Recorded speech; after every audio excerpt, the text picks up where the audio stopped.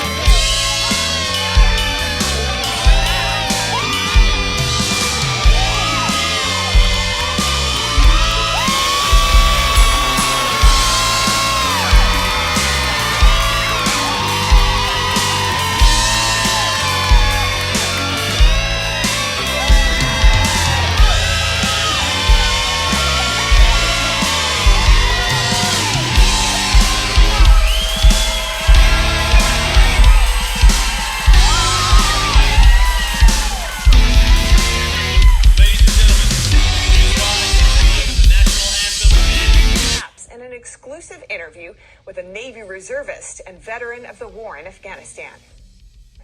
Petty Officer Michael Castleberry said he saw no obvious signs that the Afghan military would give in to the Taliban. To fight along with us, because there's a couple of times where we got in TICs, which is troops in contact, where we would fight along next to the Afghan army, and they seemed like they were actually, ready to go, and they seemed like they had a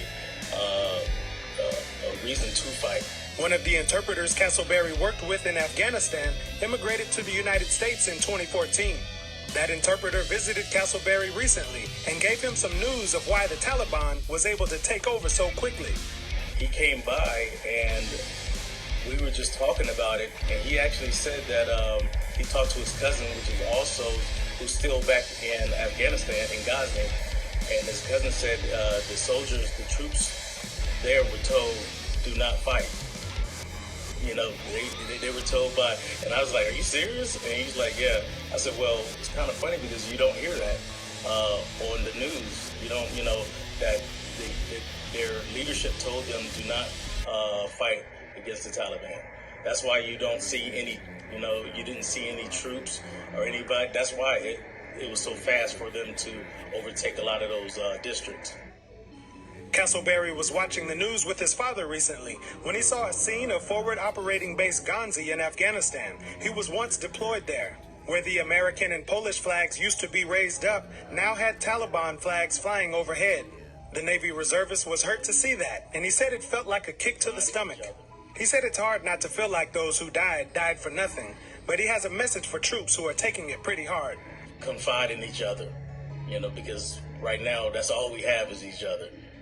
And I tell you, the closest family that I've had in a long time were those guys that I served with over there. And we went through a lot. Luckily, thank God, we didn't lose anybody while we were out there. Unfortunately, we did have one that committed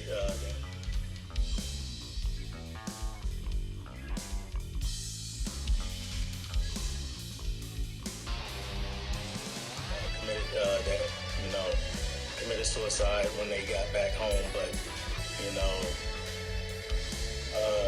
and a lot of that is still, it sticks with you. And it's to just find something that you could do to take your mind off of it. I tell people, hey, just stay away from the news. According to a study done by Boston University, about 4 times as many troops have died by suicide than in actual combat in post 9/11 war operations. Jason Perry, NTV.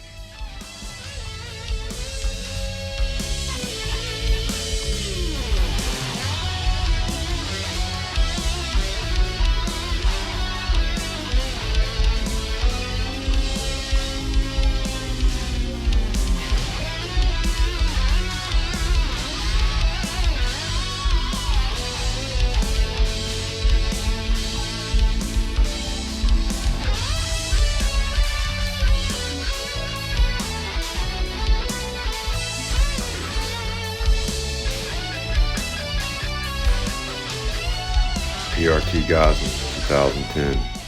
Welcome home.